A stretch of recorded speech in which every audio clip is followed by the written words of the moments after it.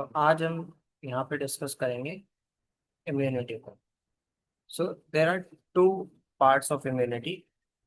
One is innate, जो कि by birth present रहती है, और एक होती है एक्वायर्ड इम्यूनिटी। ठीक है, तो let's C both the immunities one by one.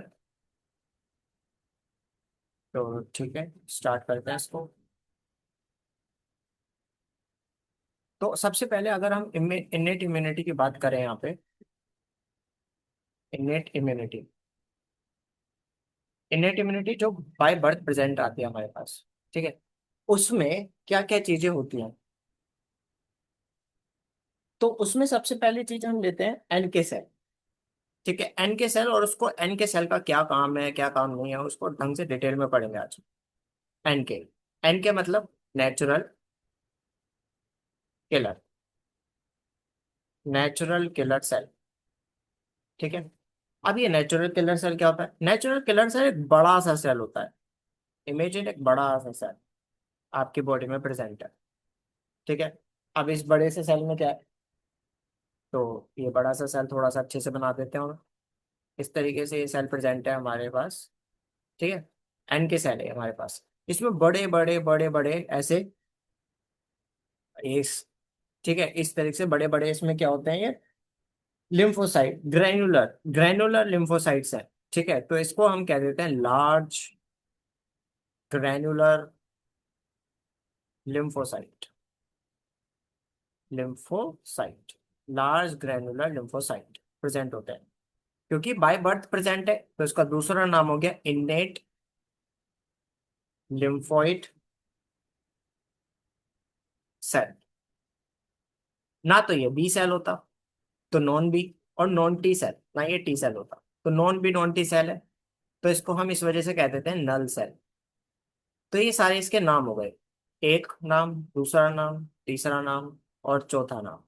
और पांचवा नाम इसका एनके सेल है, नेचुरल किलर सेल। अब नेचुरल है, किलिंग करता है। ठीक है, बाय बर्थ प्रेजेंट है हमारे अंदर।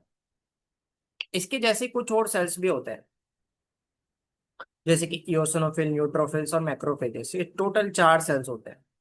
खैर, अभी हम एन के सेल का फंक्शन पढ़ेंगे। ठीक है, अब एन के सेल के पास क्या क्या चीजें होती हैं इसके अलावा?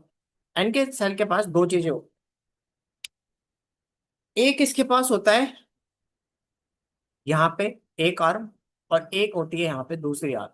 ठीक है, इसको कहते हैं एक्टिवेटिंग आर्म, एक्टिवेटिंग आर्म। और दूसरी आर्म जो होती है इसके पास, उसे कहते हैं हम यहाँ पे इनिबिटरी आर्म। ठीक है, इनिबिटरी। तो जो एक्टिवेटिंग है उसका नाम है, दैट इज NKG2D, NKG2D। और जो इनिबिटरी है उसका नाम है आपका CD94। ठीक है, तो CD94 और एक तरफ NKG2D हो गया। तो this is activating receptor NKG2D, जो कि इस पे प्रेजेंट होता है एन के सेल पे। और एक इनिबिटरी रिसेप्टर होता है विच इज CD94। ठीक है, अब इसके साथ साथ इसके पास कुछ सीडीज भी होते हैं, जैसे कि इसके पास 3 CD होते हैं टोटल। ठीक है, 16 का डोला, 56 की छाती, सीधी बात बोलूं घुमानी नहीं आती, यहाँ पे 94 किलो वेट के साथ। ठीक है, एक बिल्डर है जिसके पास CD16 है, मतलब 16 का डोला है, 56 की छाती है और 94 उसका वेट है। तो ये याद करने का तरीका हो गया 16, 56, 94। तो जो 16 होता है इंपॉर्टेंट है, इसके पास रिसेप्टर होता है, receptor for FC portion of IgG। अब ये क्या होता है आगे देखते हैं इसको। तो बेसिकली बस इतना याद करना है, this is entire anti cell, खत्म। एंटी सेल, इतना ही एंटी सेल के बारे में, और कुछ नहीं है। एक छोटी सी चीज और है इसके बारे में, वो हम और लिख देते हैं यहाँ पे। This is MHC unregulated. MHC से कोई रेगुलेशन नहीं होता है इसका। MHC अनरेगुलेशन, अनरेगुलेटेड सेल होता है। ठीक है, तो अब हमारा एन के सेल के बारे में सारे कॉन्सेप्ट खत्म हो गए। एक एक्टिवेटिंग आर्म होती है, एक इनहिबिटरी आर्म होती है, इसके पास 3 CD होते हैं, 16, 56, 94। जो 16 पोर्शन होता है, 16 वाला होता है, एक हमारे पास IgG एंटीबॉडी है, ठीक है। उसके आईजीजी एंटीबॉडी का एक एफसी रिसेप्टर, एफसी वाला पोर्शन होता है, उसके लिए रिसेप्टर किस पे होता है? एन के सेल के पास होता है। तो एन के सेल जाके उससे बाइंड कर जाएगा, सिंपल सी बात है। एक इनहिबिटरी आर्म होती है, एक एक्टिवेटिंग आर्म होती है। ठीक है, इनके काफी सारे नाम हो गए। अब हमारे जो, अब ये एनके सेल है, हमने पढ़ लिया, इसको थोड़ी देर के लिए साइड कर देते हैं कि हमने कुछ पढ़ा है। अभी हमने कुछ भी नहीं पढ़ा, मान के चलते हैं। अभी मेरी बॉडी है, मैं हूं, और यहाँ पे लाइक मैं हूँ। ठीक है, ये मैं हूँ।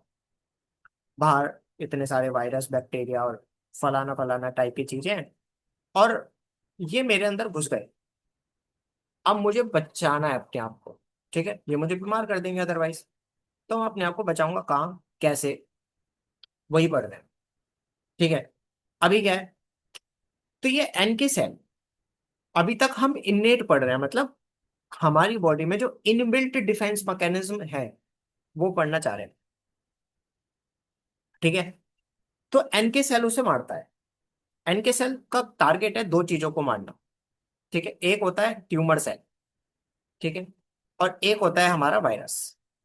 इन दोनों को ये खत्म कर देता है, इनका खेल खत्म कर देता है, ट्यूमर सेल का और वायरस का। ठीक है। तो वायरस और ट्यूमर सेल्स को ये जान से मार देता है। कैसे मारता है, देखते हैं।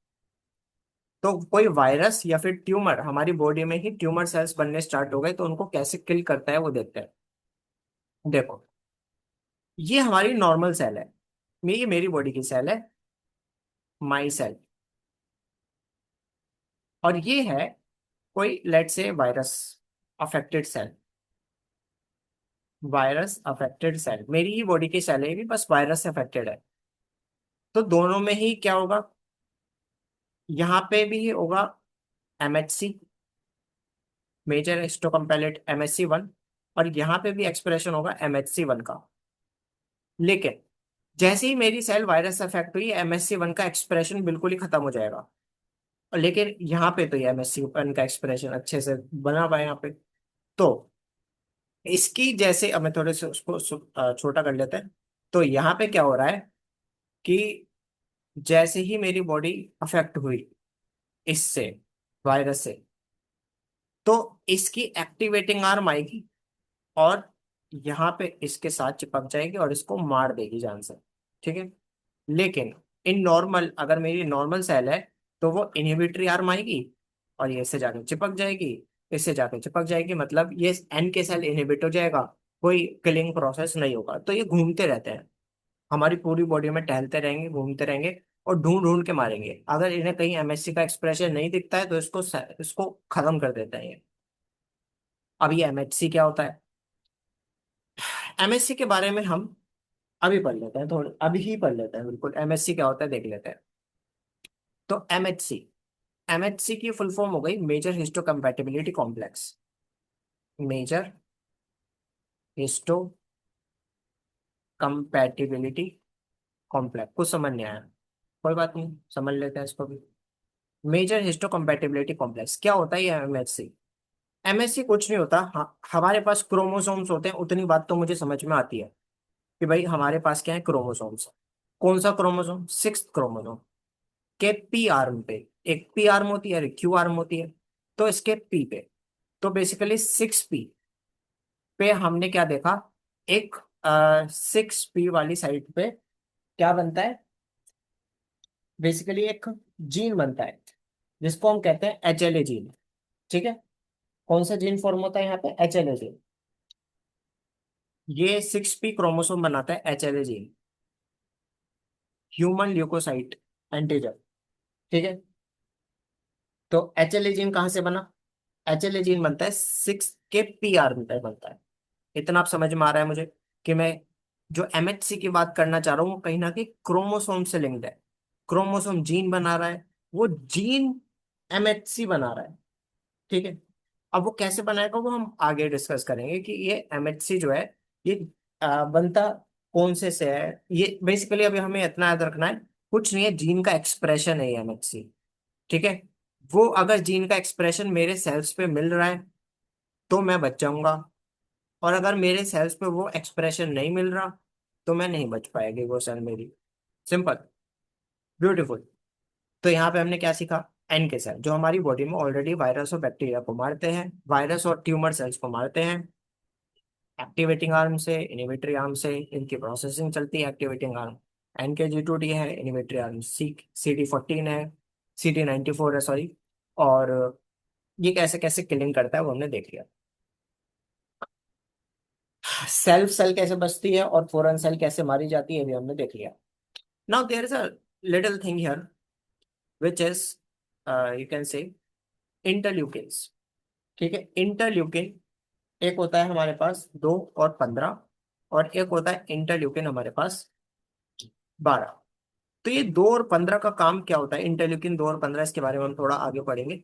अभी फिलहाल इतना याद रखना है, 2 और 15 का काम होता है एन के सेल को स्टिमुलेट करना। ठीक है, stimulate the N K cell. और जो ये 12 है, ये करवाएगा एक्टिवेट किलिंग, एक्टिवेट करवाएगा एन के सेल से किलिंग।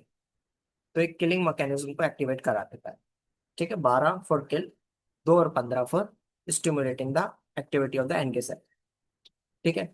नाउ एक छोटा सा डेटा था जो हमें ध्यान रखना है, आगे काम आएगा ये डेटा।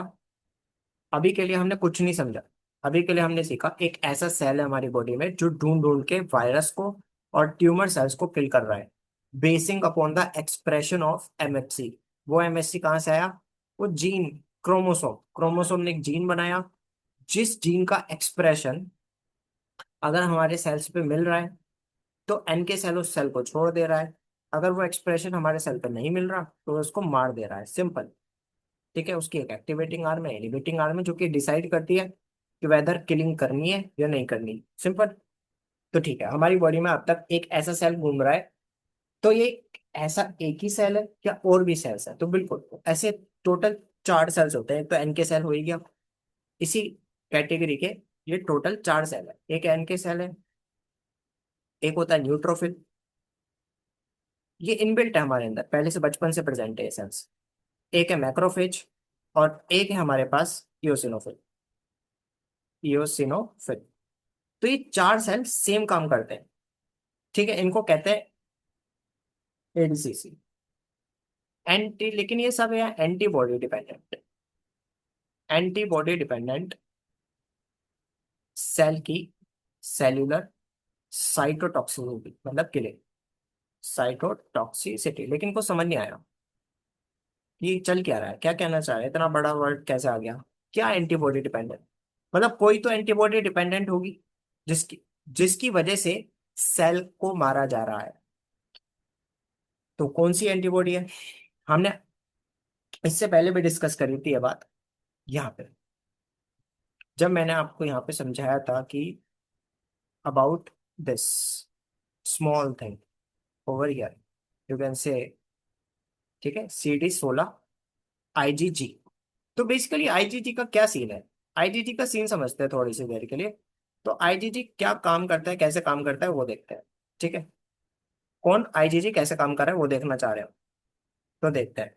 जैसे मान लो ये एक ऐसा है, ये ट्यूमर सेल हो सकता है, ट्यूमर सेल, या फिर ये वायरस अफेक्टेड सेल हो सकता है। अब MHC का एक्सप्रेशन ऑलरेडी लो है, लेकिन इसे सराउंड कर लेता है हमारी बॉडी में आईजीजी, चारों तरफ से इसे सराउंड कर लेगा आईजीजी, एंटीजन, एंटीबॉडी सॉरी। ये एंटीबॉडी इसको चारों तरफ से सराउंड कर लेती है, क्यों? ऑप्सोनाइजेशन की वजह से। ऑप्सोनाइजेशन मतलब इसको टेस्टियर बना दो, हमारी बॉडी के एनगल्फिंग मैकेनिज्म के लिए टेस्टी बना दो, सो दैट वो उसको रिकॉग्नाइज करके खा पाए, तोड़ पाए, इसको किल कर पाए। तो ये ट्यूमर और वायरस अफेक्टेड सेल है, इसके ऊपर आईजीजी आके चिपक गया। तो ये इस वजह से कहते हैं इसको एंटीबॉडी डिपेंडेंट, क्योंकि आईजीजी एंटीबॉडी है। एंटीबॉडी डिपेंडेंट सेल को मारा जाता है। अब आईजीजी को रिकॉग्नाइज कैसे करा जाएगा? इसकी वजह से इसके पास इसका रिसेप्टर होता है CD16 पे, एन के सेल आके चिपकेगा इससे, क्योंकि इसके पास रिसेप्टर है आईजीजी के लिए। आईजीजी के FC पोर्शन के लिए यहाँ पे आके एन के सेल जुड़ेगा और इसको मार देगा। ठीक है, वैसे ही सेम मैकेनिज्म में हमारे न्यूट्रोफिल, मैक्रोफेज और एओसिनोफिल भी होते हैं। तो इस वजह से इसको एंटीबॉडी डिपेंडेंट सेलुलर साइटोटॉक्सिसिटी कहते हैं। तो अभी तक हम अगर सिर्फ इनेट इम्यूनिटी के भरोसे बैठे हुए हैं, तो इनेट इम्यूनिटी इस तरीके से काम करती है कि वायरस या ट्यूमर अफेक्टेड सेल को पे एमएससी एक्सप्रेशन कम हो जाता है, तो आईजीजी उसे घेर लेता है, आईजीजी उसे घेर लेता है, तो ये चार में से ये चार सेल्स खेल खेलते हैं उसके साथ और उसे खत्म कर दिया जाता है। ठीक है। और एमएससी का एक्सप्रेशन जीन से आता है, 6p क्रोमोसोम से आता है, जो कि हर सेल में प्रेजेंट है। सेल के अंदर क्रोमोसोम है, उस क्रोमोसोम में क्या है, तो हर हर सेल है, हर सेल हमारी बॉडी की सारी सेल्स के अंदर, हमारी बॉडी की सारी सेल्स, ट्रिलियंस ऑफ सेल के अंदर क्रोमोसोम है। क्रोमोसोम 6 है हर सेल के अंदर, सारी क्रोमोसोम्स है, ऑल 23 क्रोमोसोम्स। ठीक है। तो वो क्रोमोसोम के अंदर 6 क्रोमोसोम, उस 6 क्रोमोसोम की शॉर्ट पी आर्म। ठीक है। उस पी आर्म वो जीन बना रही है, वो जीन अगर एक्सप्रेस कर पा रहा है सेल तो बच जाएगा, एक्सप्रेस नहीं कर पा रहा, उसका एक्सप्रेशन नहीं हो पा रहा है, तो वो मारा जाएगा। Simple, as simple as that. और ये सेम चीज 4 सेल कर रही है टोटल। एंटीबॉडी डिपेंडेंट प्रोसेस है, जो कि हो गया आईजीजी, आके चिपक जाता है हमारी बॉडी में, आईजीजी होता है, वो आके चिपक जाएगा, ये इसे ढूंढेंगे और इसे मार मार दिया जाएगा। Simple, that's how it works. अब मैं कैसे पहचानूंगा, मतलब मेरी बॉडी कैसे, हमारी बॉडी की सेल्स कैसे पहचानेंगी, जो ये किलिंग वाली सेल्स है कैसे पहचानेंगी कि वायरस है, बैक्टीरिया है, पैरासाइट है, या क्या है, वो कैसे पहचाना जाएगा, उसके लिए होता है PRR. PRR is simple, pattern, pattern पता लगाना है, pattern recognition receptor, pattern recognition receptor. मुझे पैटर्न पता करना है कि जो है बाहर से आया है, जो चिपका है मेरी सेल के ऊपर आके, वो वायरस है, बैक्टीरिया है, क्या है, वो फंगस है, क्या चीज है। तो पीआरआर दो होते हैं, एक होता है पैम्प, एक होता है डैप। मतलब क्या है इस चीज का, क्या समझ नहीं आया, समझाता हूँ।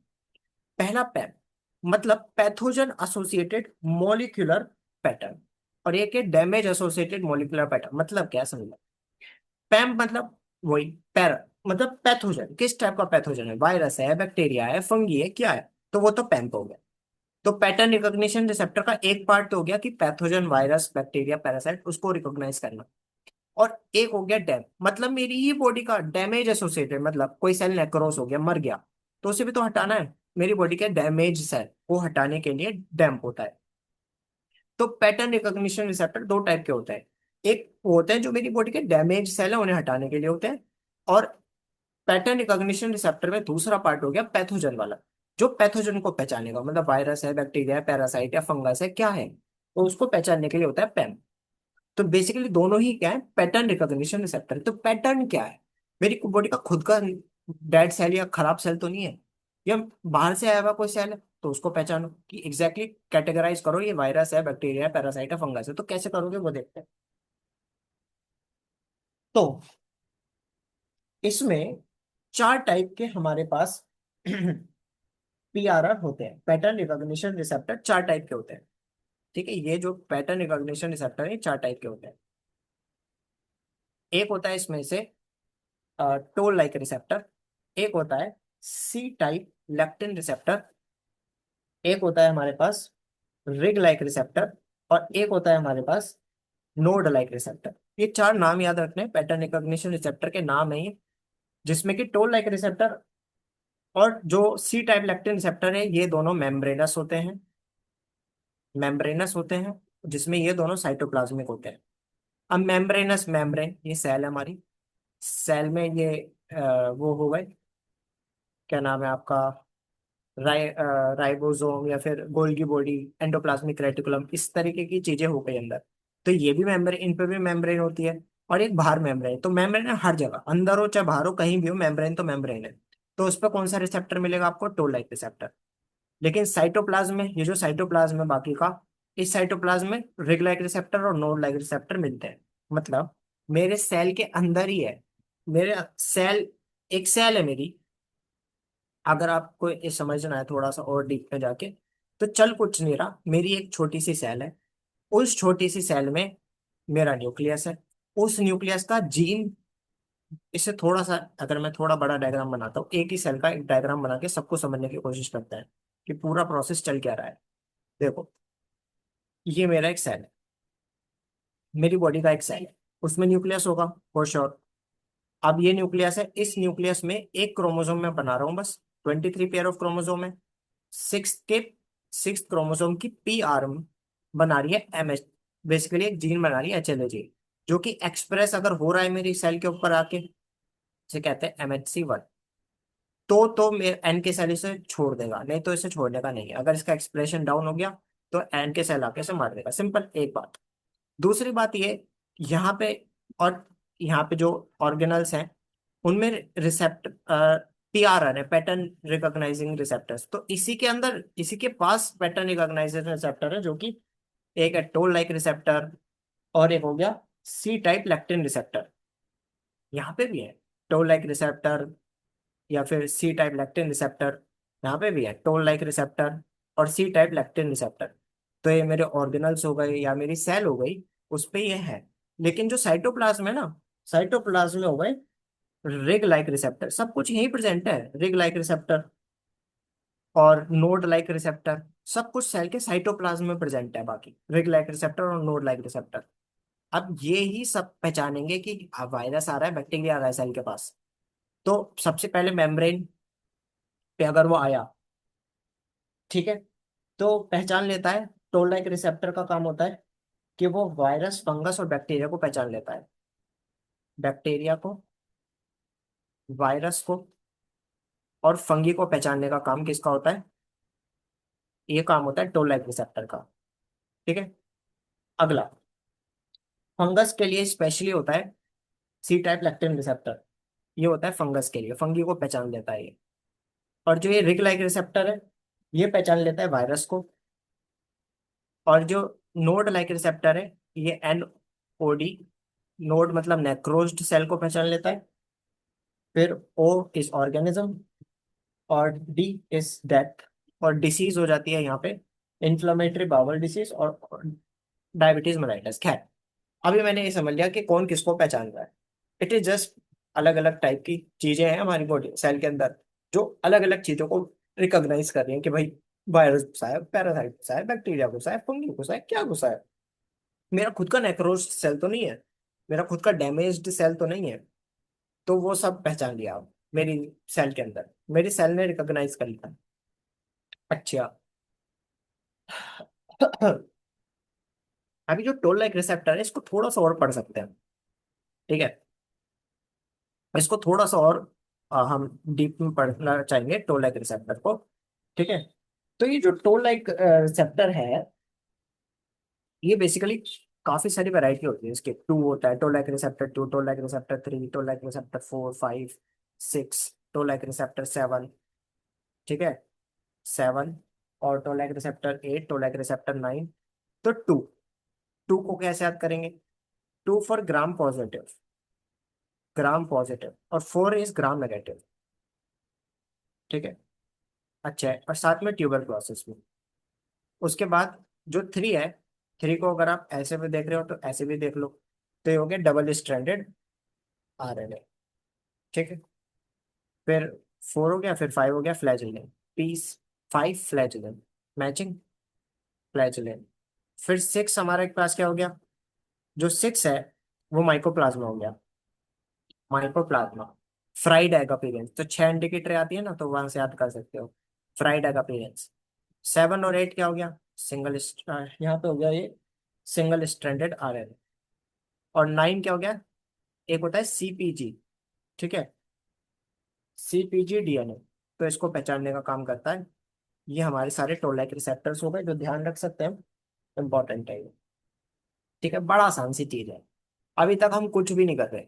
एक एन के सेल पढ़ लिया हमने, और एन के सेल जैसे सेल्स पढ़ लिए जो कि एंटीबॉडी अगर उन्होंने देख ली सेल के ऊपर लगी हुई, IgG टाइप की, तो मार देंगे। ठीक है। और एक MSC1 का एक्सप्रेशन, सिंपल है, वेरी वेरी वेरी सिंपल। और टोल लाइक रिसेप्टर वगैरह क्या होते हैं ये वो भी हमने देख लिया ना। एक वेरी इंपॉर्टेंट कॉन्सेप्ट है कि ये जो मैंने यहाँ पे बनाया है, यहाँ पे ये रिग लाइक रिसेप्टर जो कि वायरस को रिकॉग्नाइज कर रहा है। अब मेरी सेल के अंदर वायरस, वायरस घुस गया तो क्या होगा? रिग लाइक रिसेप्टर एक्टिवेट हो जाएगा। अब ये स्टिंग पाथवे को एक्टिवेट करता है, एक होता है स्टिंग पाथवे। स्टिंग पाथवे को एक्टिवेट कर देगा ये, यहीं की यहीं। स्टिंग होता है स्टिमुलेटर ऑफ इंटरफेरोन जीन। तो यहाँ से क्या निकलेंगे? इंटरफेरोन्स निकलेंगे। इंटरफेरोन अल्फा निकलेगा, इंटरफेरोन अल्फा बढ़ जाएगा, जो कि इस वायरस को किल कर देगा। Simple, very simple, very simple. लेकिन बिना वायरस के अगर ये पाथवे चलता जा रहा है और इंटरफेरॉन अल्फा बढ़ता चला जा रहा है मेरे सेल के अंदर, ठीक है, अगर वो बढ़ता चला जा रहा है, बढ़ता चला जा रहा है, बढ़ता है, उसका लेवल बढ़ता चला जा रहा है, तो फिर ऑटो इम्यून डिसीज हो जाएगी, और या फिर सीओपीडी हो जाएगा। इसे कहते हैं इंटरफेरोनोपैथीज। Very simple. वायरस को वायरस, सिंपल, एक पाथवे एक्टिवेट हुआ, उसके थ्रू वायरस मारा गया। मारना ही तो अल्टीमेटली। ठीक है। So this is very easy to understand the entire innate part of the immunity. How beautifully this is explain to you. ठीक है। तो that is all about it. Innate pathway खत्म हो गया। अब पढ़ते हैं हम एक्वायर्ड पाथवे, एक्वायर्ड इम्यूनिटी। तो एक्वायर्ड इम्यूनिटी भी समझ लेते हैं। एक्वायर्ड इम्यूनिटी में क्या चल रहा है? एक्वायर्ड होता है बीओटी सेल। ठीक है, बी सेल और टी सेल। अब बी सेल और टी सेल को भी समझ लेते हैं। तो हमारी बॉडी के अंदर 60 to 70% जो होते हैं, वो होते हैं आपके टी सेल। ठीक है, यहाँ पे लिख लेते हैं, वो होते हैं टी सेल।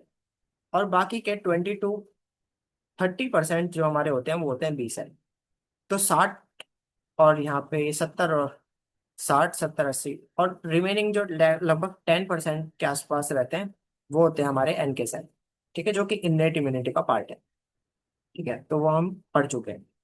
अब बाकी का 90% सिस्टम हम पढ़ लेते हैं कि बाकी के 90% कौन से सेल्स होते हैं। वो होते हैं बी और टी सेल। ठीक है। अब जो टी सेल है, वो बनते कहाँ पे? बोन मैरो में। बी सेल भी कहाँ बनते हैं? बोन मैरो में। ये होता है फॉर्मेशन। ठीक है, फॉर्मेशन। और मैच्योरेशन कहाँ पे होता है? टी सेल का थाइमस में होता है, तो बचपन से पढ़ते आ रहे हैं। और इसका बोन मैरो में ही होता है मैच्योरेशन। ठीक है। उसके अलावा अगर हम बात करें साइट, ठीक है, उसके बाद कहाँ चले जाते हैं, कहाँ ये हमें देखने को मिलते हैं? टी सेल तीन जगह देखने को मिलते हैं, दोनों ही। एक होता है लिम्फ नोड, दूसरी लोकेशन होती है स्प्लीन, और तीसरी लोकेशन होती है जेआईटी। ये तीन जगह, ये थोड़ा नया कॉन्सेप्ट हो गया कि ये तीन जगह हमको देखने के लिए मिलते हैं। ये तीनों सेल, दोनों सेल कहाँ कहाँ? लिम्फ नोड में, स्प्लीन में और जीआईटी में। कहाँ मिलते हैं लिम्फ नोड, जीआईटी और स्प्लीन में, वो देख लेते हैं। तो सबसे पहले हम देखेंगे कि लिम्फ नोड, एक लिम्फ नोड बना लेते हैं हम। तो लिम्फ नोड का स्ट्रक्चर हो गया, ये एक लिम्फ नोड हो गया, ये उसका मेडुला वाला पार्ट हो गया, बाहर वाला कॉर्टेक्स हो गया। ठीक है, दिस पार्ट इज कॉर्टेक्स। एक होता है पैरा कॉर्टेक्स वाला पार्ट, पैरा कॉर्टेक्स। और सबसे अंदर हो गया मेडुला वाला पार्ट, मेडुला। तो बाहर, सबसे बाहर कॉर्टेक्स है, तो बाहर से बी सेल हो गया। तो बी सेल मिलते हैं लिम्फ नोड में कॉर्टेक्स वाले रीजन में, पैरा कॉर्टेक्स में टी सेल मिलते हैं, और मेडुला में आपके मैक्रोफेजेस मिलते हैं, एम से मैक्रोफेज, एम से मेडुला। तो ये हमने लोकेशन देख ली लिम्फ नोड में कौन कहाँ मिल रहा है। दूसरा हो गया स्प्लीन। स्प्लीन में जो व्हाइट पल्प होता है, व्हाइट पल्प, तो वहां पे ये मिलते हैं बी सेल और टी सेल। कैसे मिलते हैं? ये आपका हो गया। और इस तरीके से यहाँ पे सब में होते हैं आपके पेरी और लिम्फोइड सेल, टी सेल यहाँ पे मिलते हैं। ठीक है, तो यहाँ पे एक एसोसिएशन बना लेते हैं which is called as the periarteriolar lymphoid sheath. ठीक है, जिसे कहते हैं PLS, periarteriolar lymphoid sheath PALS. और बाहर क्या मिलते हैं? बाकी जगह बी सेल मिल रहे होंगे आपको। तो स्प्लीन हो गया। और तीसरी लोकेशन हमने क्या बताई थी? जीआईटी। तो जीआईटी में भी देख लेते हैं। तो जीआईटी में ये स्ट्रक्चर तो आपने देखा ही होगा। यहाँ पे क्या मिलता है? विलाई। यहाँ पे विलाई मिल रहे हैं। और यहाँ पे ये नीचे इसका हो गया। तो यहाँ तो मिलते हैं बी सेल। कहाँ मिलते हैं? माल्ट में, बिकॉज एसोसिएटेड लिम्फोइड टिश्यू। और इसके अंदर की तरफ, विच हम कहते हैं intra epithelium lymphocyte. Intra epithelium lymphocyte में क्या मिलते हैं? बी सेल, टी सेल मिलते हैं। ठीक है, यहाँ पे टी सेल मिलकर यहाँ पे बी सेल। तो बेसिकली तीन ही लोकेशन है जहाँ पे मैचुरेशन के बाद ये हमें बी और टी सेल देखने को मिल रहे हैं, लिम्फ नोड में, स्प्लीन में और जीआईटी में। एग्जैक्टली कौन कहाँ मिल रहा है वो हमने देख लिया इन तीन लोकेशन पे ना। हम बी सेल पढ़ेंगे, टी सेल पढ़ेंगे, और उसके बाद दोनों का कम्युनिकेशन कराएंगे और एक्वायर्ड इम्यूनिटी को एक देंगे वजह कि क्या चल रहा है एक्चुअली में। तो टी सेल सबसे पहले हम पढ़ लेते हैं। ठीक है, अब टी सेल के बारे में कुछ इंफॉर्मेशन है जो हमें पता होनी चाहिए। हर एक टी सेल के पास टी सेल रिसेप्टर होता है, एक ये टी सेल है, और इस टी सेल के पास टी सेल रिसेप्टर है, जिसमें कि अल्फा बीटा, अल्फा और बीटा वाले केस 95%, अल्फा बीटा में 95%, और अगर मुझे डेल्टा गामा देखने को मिल रहा है तो वो 5% केसेस में देखने को मिलेगा। ठीक है, तो जो ये 5 to 10% केसेस में गामा डेल्टा मुझे देखने को मिल रहा है, इसका काम क्या होता है? इसका काम होता है कि प्रोसेसिंग करवा देता है, process the lipid, lipid and peptide, process lipid and peptide, but without MHC, without MHC. ठीक है, और ये कहाँ कहाँ मिलता है गामा डेल्टा वाला? जीआईटी और जीयू ट्रैक्ट, यहाँ पे मिलता है ये। ठीक है, नाउ हर एक CD cell, basically T cell के पास एवरी सीडी मार्कर्स होंगे, जैसे हमने एन के सेल के पास सीडी मार्कर्स पढ़े थे, सीडी 16, 56 और 94, ऐसे इसके पास भी मिलेंगे। CD2, CD1, 2, 3, 4, 5, 6, 7, 8, 28, बहुत सारे सीडी मार्कर्स हैं, और 40। ठीक है, जिसमें कि सबसे इंपॉर्टेंट जो इसमें है वो है 3, क्योंकि इस 3 के दो काम है। एक तो ये होता है सिग्नल को लेके जाने वाला सिग्नल ट्रांसडक्शन मॉलिक्यूल, और एक हो गया इसके, इसी को कहते हैं pan T cell marker, pan T cell marker. ठीक है, ये मिलेगा, ये मिलेगा। और एक, अब जो हमारे जो टी सेल होते हैं दो टाइप के होते हैं, एक होता है टी हेल्पर सेल और एक होता है टी साइटोटॉक्सिक सेल।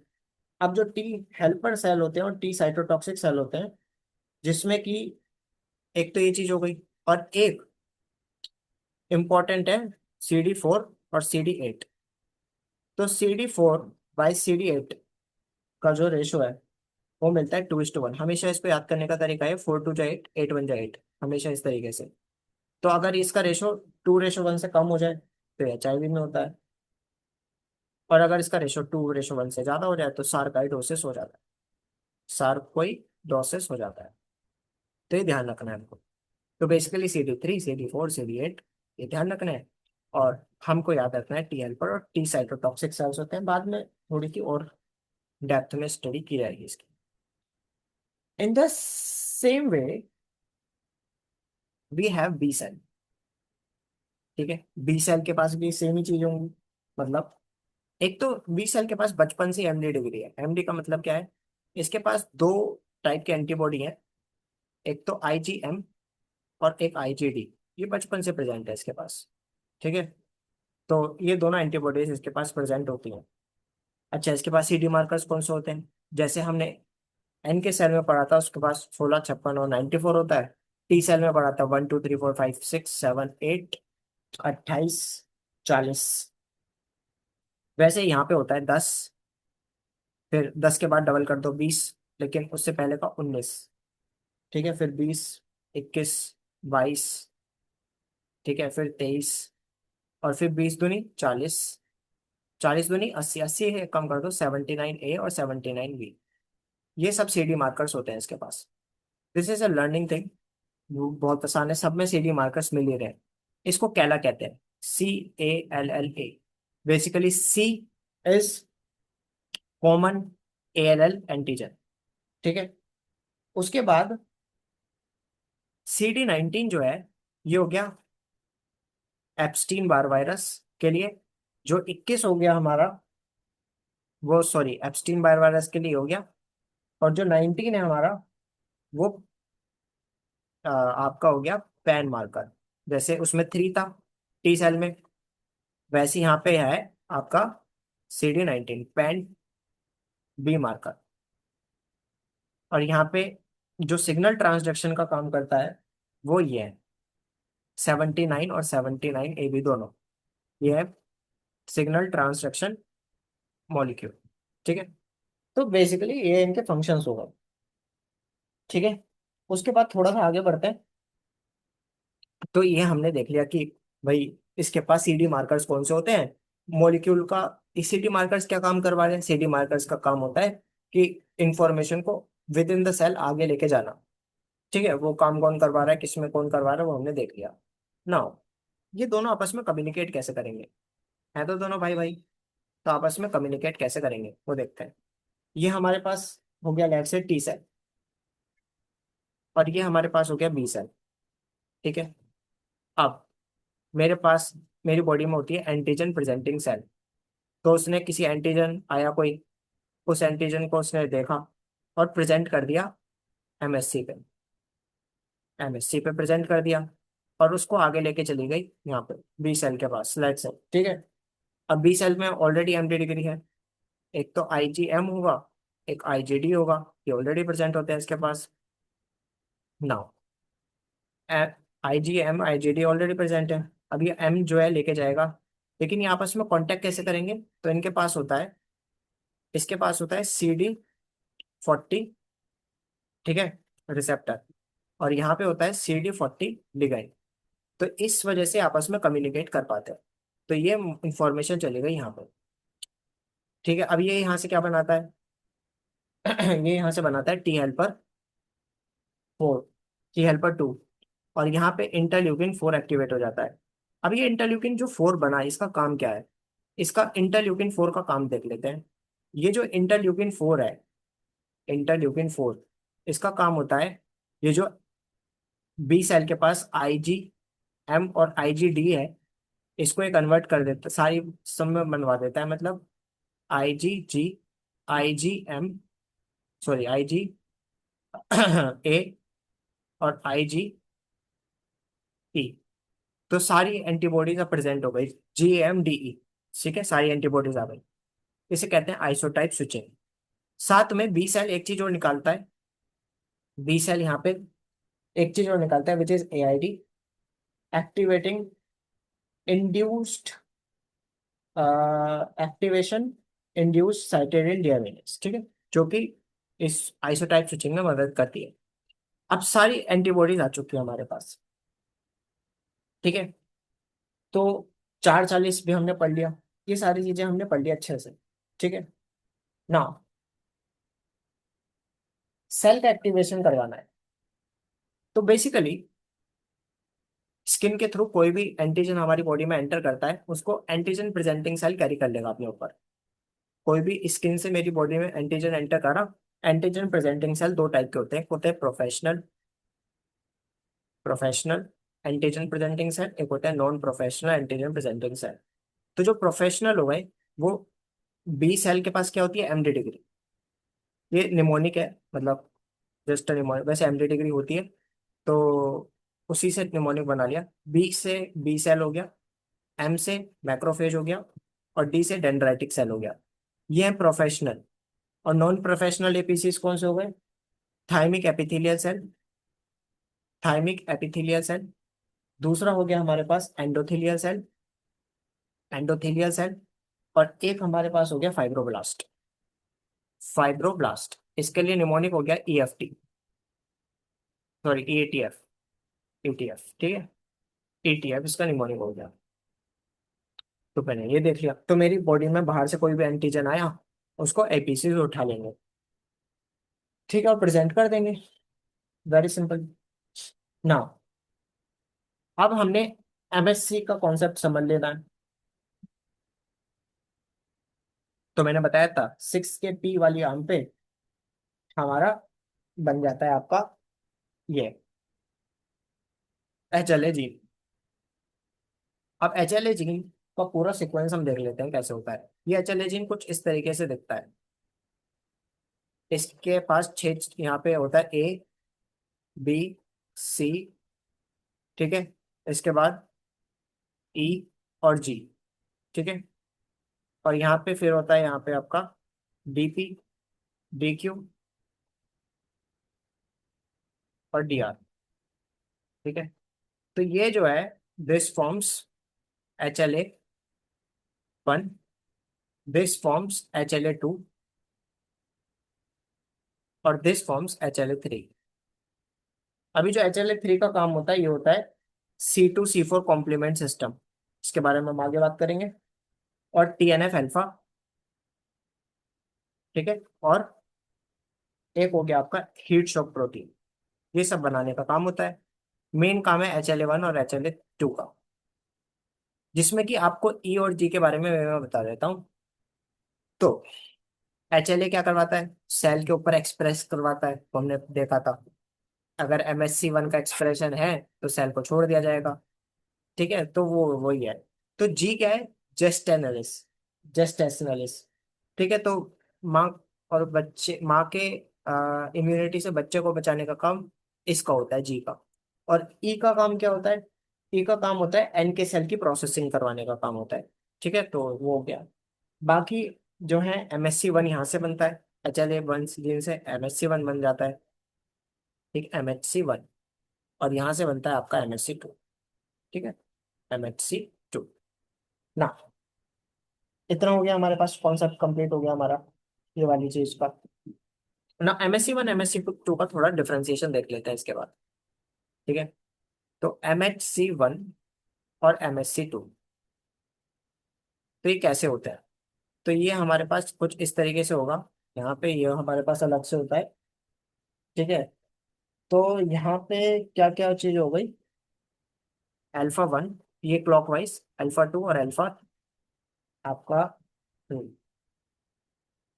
ठीक है, यहाँ पे क्या, यहाँ पे क्या होता है आपका, अल्फा 1, अल्फा 2, बीटा 1, बीटा 2। तो यहाँ पे एक कैरी करता है एंटीजन को। तो यहाँ पे कैरी करता है अल्फा 1 अल्फा 2 में, और यहाँ पे अल्फा 1 बीटा 1 में। ठीक है, उसके बाद सारे न्यूक्लिएटेड सेल में MSC1 होता है, न्यूक्लिएटेड सेल। ठीक है, अब RBC और स्पर्म में भी होता है ये। ठीक है, लेकिन अब RBC तो नॉन न्यूक्लिएटेड है, तो वो एड्सॉर्ब कर लेता है अपने पास से। ठीक है, MSC को। और स्पर्म प्रोटेक्टेड ही रहता है हमारा। और जो MSC2 है, वहां पे क्या होता है, एंटीजन प्रेजेंटिंग सेल के पास क्या होता है, MSC2 होता है। ठीक है, और जो हमारे सारे न्यूक्लिएटेड सेल्स हैं उनमें, उनमें ही मिलेगा MSC1, क्योंकि वो जीन बना सकते हैं, वो जीन को एक्सप्रेस कर सकते हैं MSC1 की फॉर्म में। तो इस वजह से वो मिल रहा है। MSC2 क्या है, ये हमारे एंटीजन प्रेजेंटिंग सेल्स के पास क्या रहेगा, MSC2 रहेगा। Very easy to understand. ठीक है, जो हमारे मैक्रोफेजेस है, डेंड्राइटिक सेल है, उस सब के पास MSC2 रहेगा, MSC2 पे प्रेजेंट कर दिया जाएगा।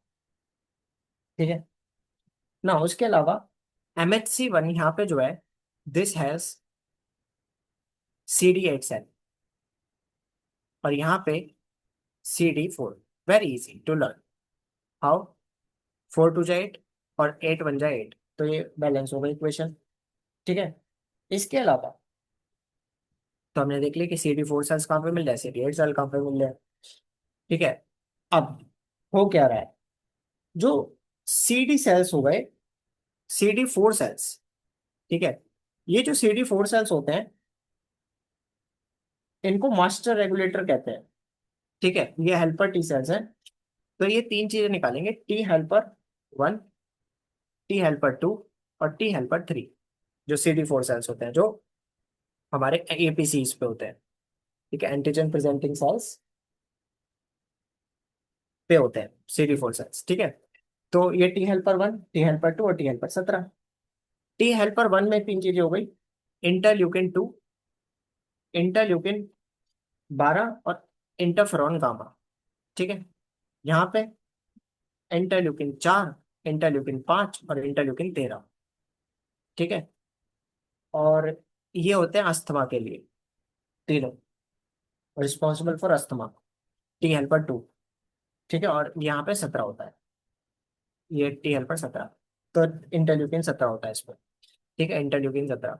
और जो ये इसमें हम देख लें, अगर टू और टू क्या करवाता है, T हेल्पर 1 सेल को एक्टिवेट कराता है, इन टर्न ये और निकालता है इंटरल्यूकिन 2 को। इंटरल्यूकिन 12 और इंटरल्यूकिन 2 साथ में मिलके NK सेल्स को भी स्टिमुलेट करवाते हैं, ये हमने पहले ही देख लिया था। और ये ग्रैन्युलोमा फॉर्मेशन करवाता है, इंटरफेरॉन गामा। ठीक है,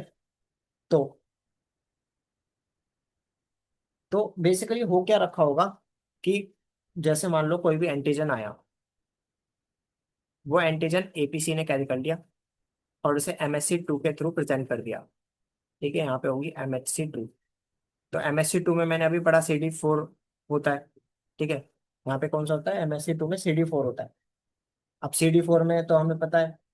अच्छा, पहले APC ने क्या क्या करा, टी सेल को प्रेजेंट कर दिया। अब टी सेल, हमारे पास CD4 होता है, CD8 होता है। CD8 तो किलिंग करवाएगा। CD4 में हमारा क्या हो गया, तीन चीजें हो गई। एक तो होता है T हेल्पर 1, एक होता है T हेल्पर 2, और एक होता है T हेल्पर 17। तो बेसिकली इसमें क्या हो गया, इसमें कि T हेल्पर 2 इंटरल्यूकिन 4 निकालता है, हमने पहले पढ़ लिया था, क्योंकि आइसोटाइप स्विचिंग करवाएगा और सारी एंटीबॉडीज बन जाएंगे, वो मारने का काम करेंगी। और CD8 किलिंग करवाता है by two process, one is apoptosis, जो हमने पहले अपोप्टोसिस वाले चैप्टर में पढ़ लिया था। और एक होता है परफोरिन ग्रेन्जाइम पाथवे, परफोर्स क्रिएट करके मार दिया जाता है। So this is entire stuff. I hope आपको ये चीज अच्छी समझ में आई होगी। So thank you very much के साथ।